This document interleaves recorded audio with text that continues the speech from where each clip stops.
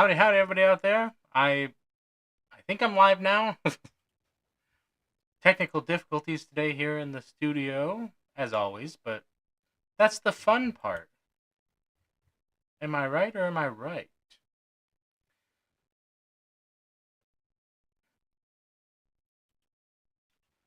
Well, I'm now live, so that's good. We got mail. As you can see by the name, it's Mail Time Live. We're gonna be opening up some mail. We just did a short earlier and some videos earlier that I do want to talk about and just kind of get an idea of what's happening. So, the way that I've been doing it lately is having the pop-up chat on so I can see. And the reason why that is because I did have an issue on one of my lives recently where I was focusing so much on OBS that I forgot to watch my chat. And so somebody had popped on and I forgot to say hi. And it was Scotty P. What? Anyway, so a couple of things to note here. This chair is great. The floor is not so much. So let's make sure that we're in a good frame. And we have mail. From Conjure.com. Yeah. So I did a short earlier that was basically a parody of Blue's Clues mail. Mail time. So I thought it was a lot of fun. So let's go ahead and jump over to it because we do want to see the package. That's what it's all about, right? We're here for the mail. Awesome! Ah. Let's see here. So I like to order from Doug Kahn at least once a month, if not more. And I figured it was Christmas time almost coming up, the holidays. So I figured, why not grab some stuff? So,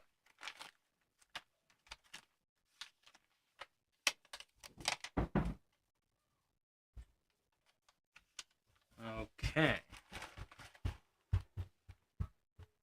Ooh. Ah. But wait, there's more. What? Yeah. That was not. That was I don't. Okay. A little scenery for your videos. Fantastic. Thank you, Doug. Okay, so it looks like we've got the inflatable wand. Why not? We'll blow that up in a little bit here.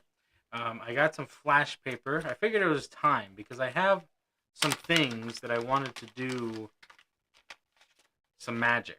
Two for exclamation point. 2 for 1. So that's 2 sets of flash paper.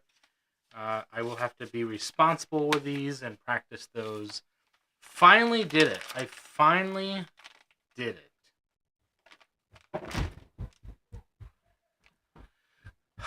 It's been many years with these rubber bands that they kept going into my cart, out of my cart, into my cart, multiple different websites. Finally got them. Finally got the rubber bands. And so yeah, some rubber bands. And we got the inflatable wand. And I love it comes in this nice little nifty bag here. That's kind of cool.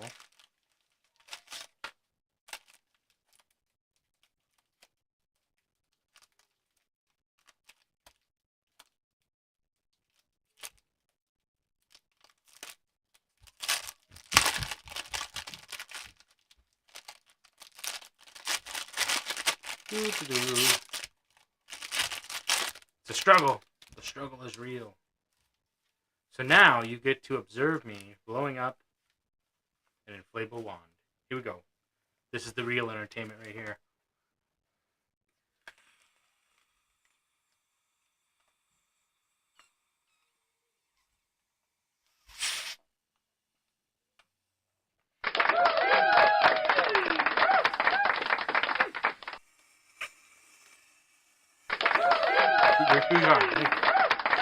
Thank you. Yeah. Thank you.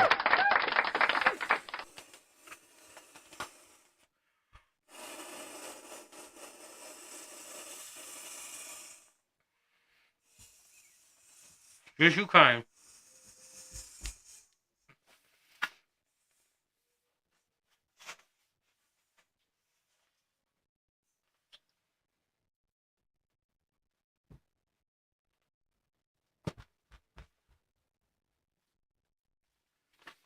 Okay, this is for the big magic right here.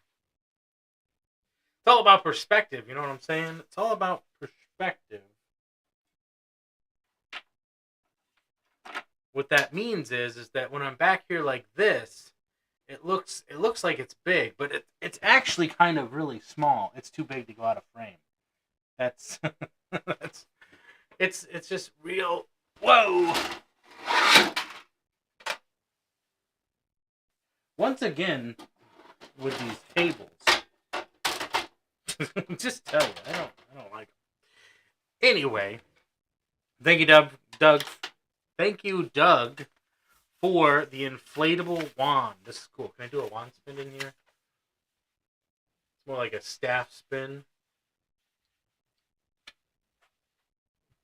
Hacha! You know, when I get my magic show off the ground, my kids' magic show off the ground, that's going in it. For sure. Because I have this wand gag, right? So every magician's gonna want something, right? Well, mine is this wand gag where every time that I go to do a trick, I'm looking for my wand and I pull it out and it's something different. So I like that because like there's so many different gimmick wands that you can get, but it's not just that. Like I reach in and pull out a toothbrush at one point, which is also a good message that I can send, like, oh, toothbrush, oh, brush your teeth, all that. But every time I go to do something, it's something different. So that's the ultimate idea, and I think that would be perfect. Did I order that? I don't even remember if I ordered that. There's not even an invoice in the package. I don't think I did. I remember this, and I remember the flash paper. Ooh, these are nice.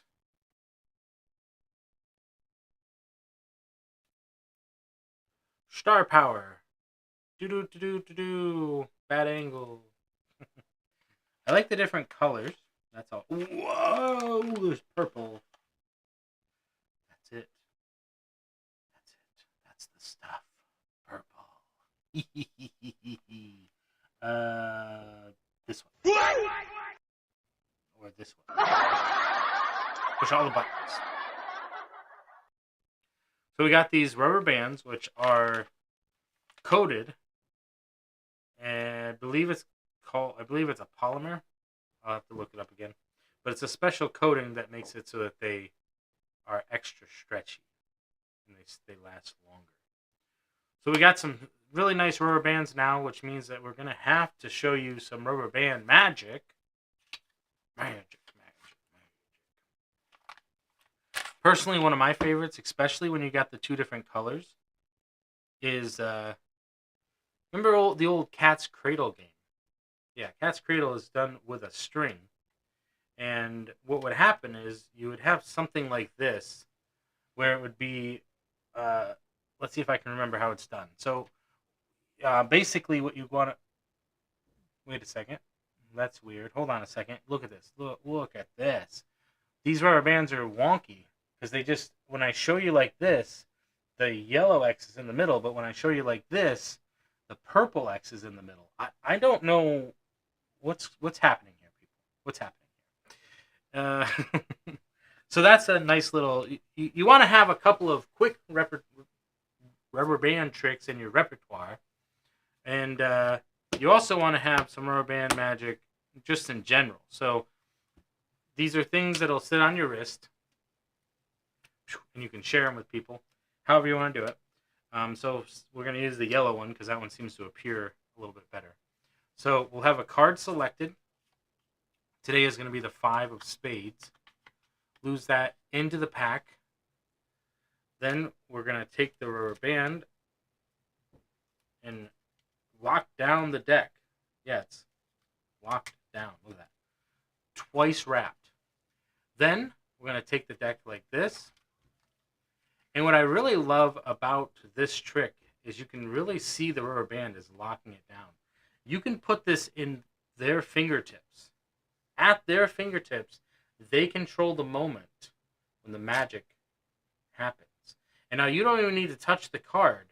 You can simply rotate the deck. Ha-cha! So you have an opportunity to accentuate your magic with rubber bands. Now, I'm not a huge rubber band fan, but as the kids say, I don't want to sleep on it either.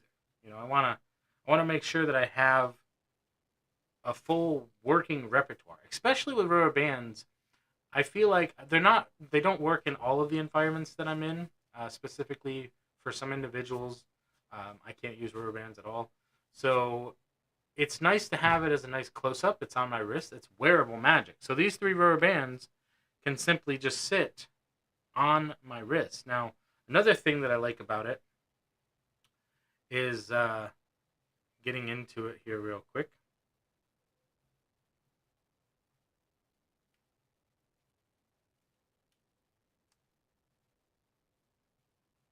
Here we go.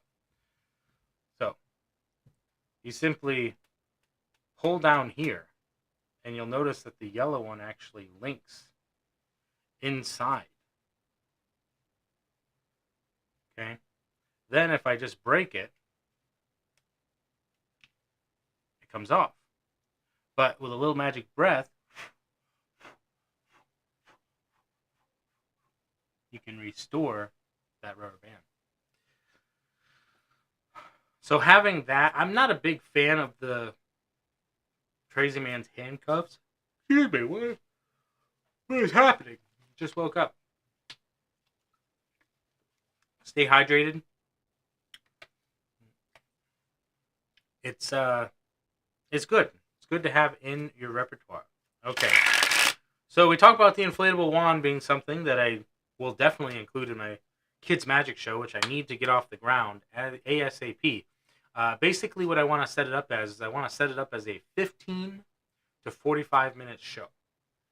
And that's layers, right? And the reason why I say that is because they're modular pieces, and I can perform either the light show, the medium show, or the heavy show. And basically how that works is this. When I go in to perform for a group of kids, if I get through 10, 13 minutes of it, and I feel like we're losing the crowd, I can go right into the finale, and we're good. 15 minutes, maybe a little bit over, and they got a solid show. Great.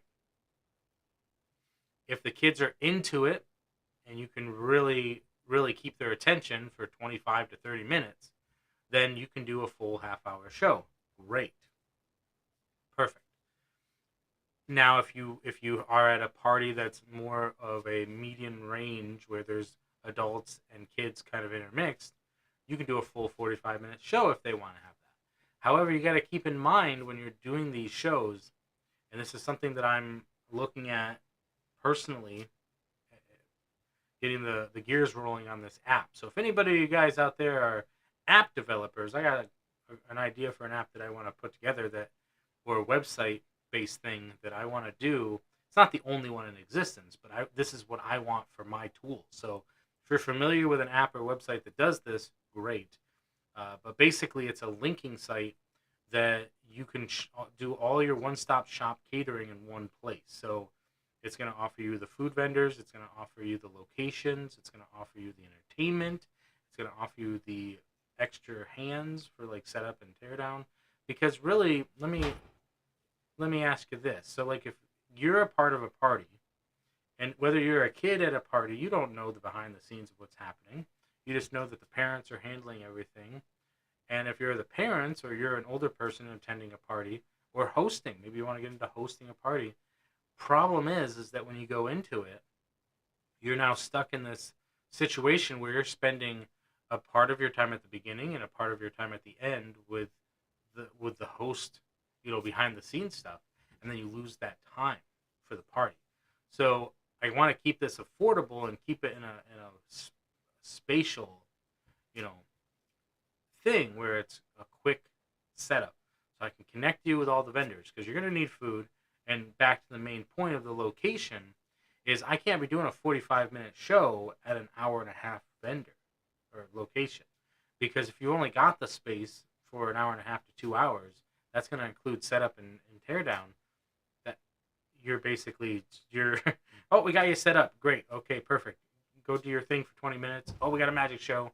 Boom, 45-minute magic show. Okay, go do your thing a little bit. Oh, we got to clean up. That's not going to work. So you really got to make sure that the show that you're offering has to be packaged in such a way that it fits within the parameters of their time limit for their location. And that's why having all of these things connected would allow you to just scroll through this app and just basically a la carte your event. And then, you show up type deal.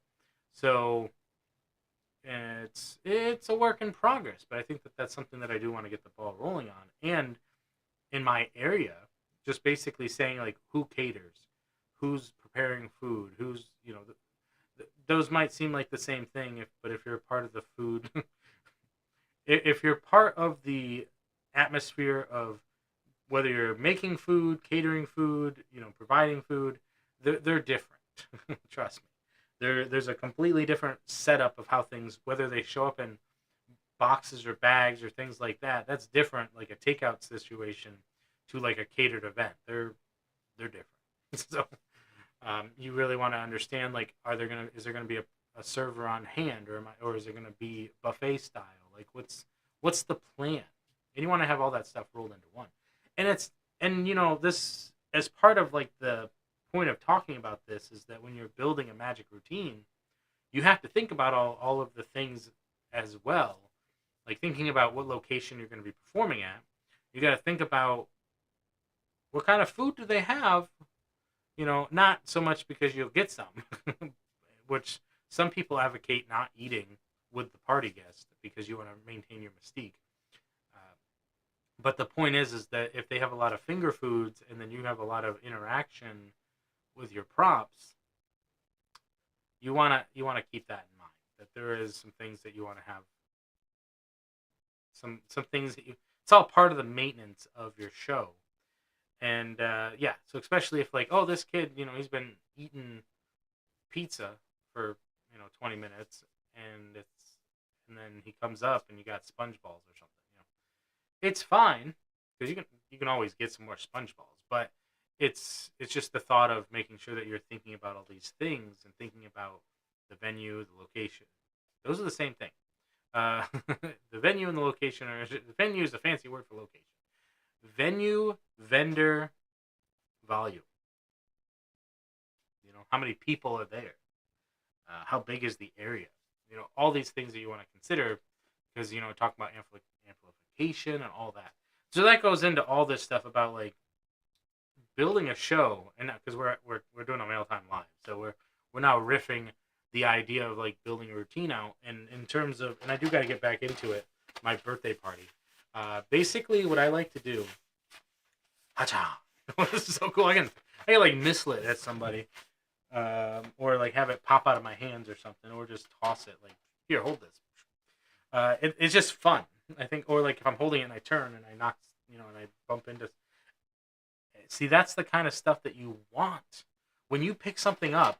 If you can't just put it down because you're like, I got so many ideas, then that's where you should be, right? Because you want to feel connected to the magic. So if you don't feel like a kid, now for your persona, I'm not saying that this is for everybody, but if you're performing magic and you don't like a kid show, and if you don't feel like a kid, if you're not having a good time, then what are you conveying to your audience? Like this thing, I just keep looking at it like, this thing's awesome. And that's what I love about ordering from Doug, is that you get some of that personalized touch to it. And so I do have to look it up because I don't remember if I ordered. I don't think I did. Sometimes I just order stuff because it's Doug. Anyway, so rubber bands were good. I can't necessarily test the flash paper in here, but I do have a.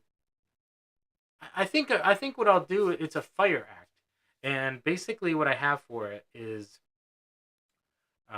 there's going to be a card trick that's going to include it. There's the flash paper idea Then what else was there? I gotta write this down. Voodoo card, flash paper production, probably. I can't remember what it was. Um, but the other one was a. What is happening? This is why I can't sing professionally, because whenever I start singing, I yawn for some reason. I don't understand what it is. If I eat spicy food, I hiccup like almost instantly. It's weird. Um,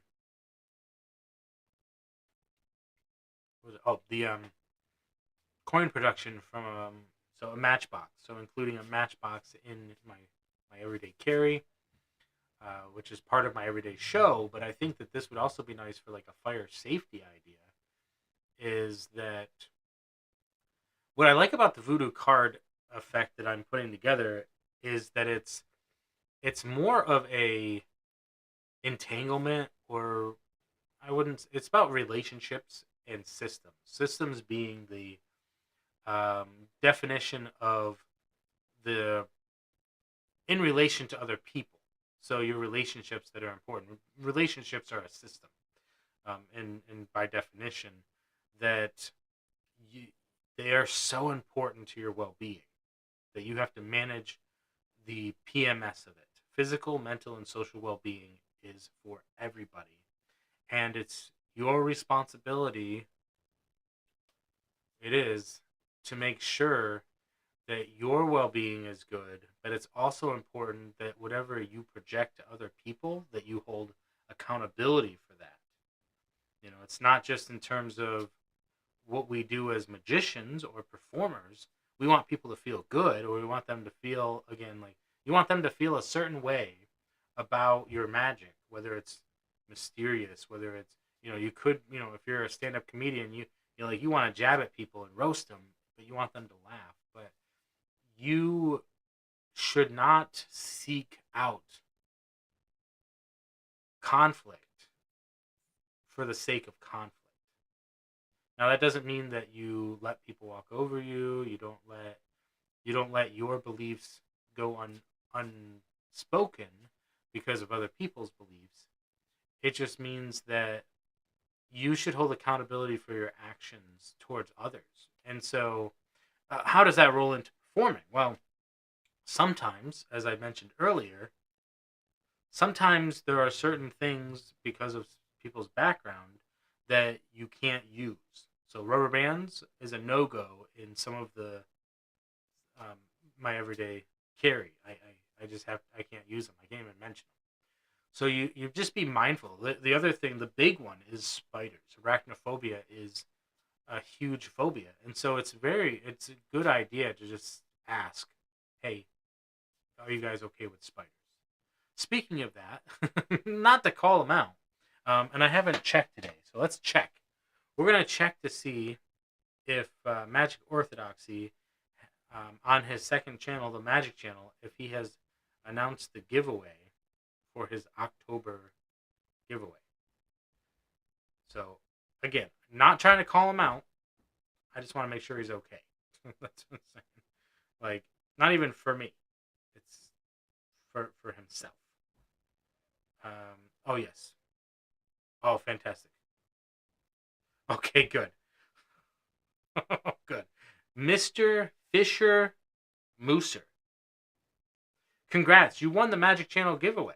That's what that's the Magic Channel card tricks, which is David from Magic Orthodoxy. He reviews products. That's his second channel, one of his other channels, and he said that he told him but forgot to tell us. Good deal.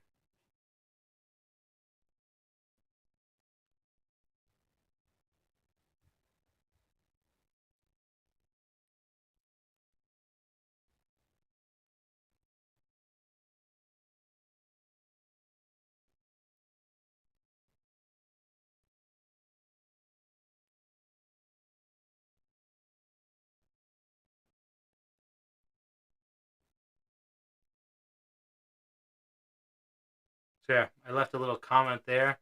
Fantastic. Also reading this comment on a live. Stay awesome. so so yeah, check out Magic Orthodoxy. for your product needs. Now, as he points out, and as I advocate for as well, you got to have a guy or girl or person that an expert, right? I get that from Pawn Stars. I got a guy. I call him. He'll be here shortly.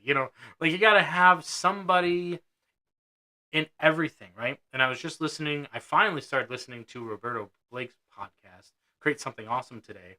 I've been watching him on YouTube for years, and I've been telling you guys about it. If you're making channels and stuff, is that getting into YouTube and social media? It's a good place to have. So he's like my guy for, and I just started adding Think Media for some diversity in thought. Think Media and vidIQ, they're very popular, and so it's always good to have a panel, right? So what I always like to think about it is if I have a question, I'm going to ask multiple people, and you want to have an educated background, you want to have a neutral background, and you want to have a compassionate background. So you just want to have a panel of people that you can go to ask questions, because you just want to be able to have these conversations in your life if you have a question. So check out Magic Orthodoxy. Or if you have another reviewer, let me know down below. Who do you guys go to when you have magic questions? If you're here for magic. If you're not here for magic, then you're here for me. Yay! Because I'm the king of your heart. That was a recent video callback. But yeah, so in terms of magic, in terms of what we do, in terms of why we purchase the things we buy, I really like this bag from Murphy's Magic, apparently. So the reason why I like this, a 4-foot wand, is because it took me about 20 seconds to blow that up. Packs flat, plays big. That's what I'm saying. So you're just, and if you're tuning in, that's the kind of energy that we want to have for the channel. You know what I'm saying? Love it. What else do we want to talk about today? Because this is what we can do on the live. This is where we can really start to open up the conversation. Because I got to stop doing that in the prime time videos, right? Because those videos have a purpose, and we got to stay on track with the purpose. The lives is where I can just kind of chat and hang out and talk. So we got all this stuff. We got the fire show. And I don't want it to be like this hour-long, half-hour. I just want it to be a 10-minute set where if I wanted to do like a modular piece, talk about modular piece, then I can throw in a couple of fire-related things, and then you can talk about a 10, 15-minute show that's just you fire safety and why it's important to respect fire. And I'm a big fan of history. So for that show, most likely what I would do is I'd probably bring in my love of history and talk about Smokey the Bear. Talk about that. But I'd talk about like Prometheus and talk about how fire was given to the people, the mythology behind it. And if it was Prometheus, maybe I'm misquoting myself here. Not myself. Maybe I'm misquoting the mythology. But what I've really started doing is I listen to Audible every single day and Spotify for my podcast. So on Audible right now, I'm listening to the Praise Ada, the Elder and Modern Ada. They have like a combination package there. And the first couple of segments were the abridged accompaniment. So basically it was like, hey, this might be a little bit hard to digest by itself. So we're going to go ahead and give you a synopsis to kind of fill out and explain the stories a little bit so that when we get to the actual poems, you've got some understanding of what's happening. Because it is a lot, and it's written in an older style. It's been translated. And that's something to always take to heart, no matter what book you are reading or following, whether it be the Bible, the Quran, or anything like that. English wasn't the first language. So I implore people to take a deeper look into that and to understand that sometimes translations can be flawed. So just an understanding of your representation and your understanding of the material. Just like I could look at a magic book and I can learn something out of that book, and I could put together this really nice trick or this routine, and the next person who looks at it comes up with a completely different thing, because it really depends on the person that's interpreting it is one thing. The other thing to consider is there was case studies, and this was from Roberta Blake. I sourcing where I heard it from, is that when it comes like music. So let's say you have two people who aren't from the same place, but with today's globalization, they have access and exposure to the same cultures because of their age. They can create music that's very similar because they're listening to the same things and they're getting the same inspiration. So that was a conversation about how not everything is copyright, not everything is stealing. Sometimes we're just the same. Sometimes we're pulling from the same inspirations. We have the same backgrounds, and sometimes something maybe you guys should just collab. Like it's not so much one of those things where it's like, oh, well, you ripped off my work or anything. No, like you should be like you this is awesome. You came up with the same thing I did, and you're way over there, and we didn't know or have any exposure with each other. Uh, we should partner up because we got the same thing here. We could bounce ideas off from each other, build a community, and we might actually be able to come up with something even better next time. And that's really the thought there. Now that doesn't say, as a disclaimer, that copyright issues do not come up, especially in my previous channel content when I was doing toy reviews. People would record my videos and then post them on their own channels, and then I'd have to send over a, hey, you need to take that down, type thing, because it's clearly me. Like I don't. Well, at the time it was just my hands, but it was still my content. Now the question there, because now we're on a roll here. The question there is, and I'll tie this back into magic in a second, is what if a mentor, because that's what happened with me, what if a mentor teaches me how to do YouTube and then I was doing his content, except it was me, but it was his model, his strategies, and I was successful. I was successful because I was copying a successful pattern. So all the credit for that, and the access to the studio and everything. I've never disputed any of that. But I put in the work. I did it with my hands. But still, is it okay because they said it was okay? And there are allowances. That's why we have royalty free. That's why we have certain things where it's like, hey, this you have access to this. I've given you permission. So it is a really give and take whether you want to enforce that. But I think it's also important that you can learn in that situation.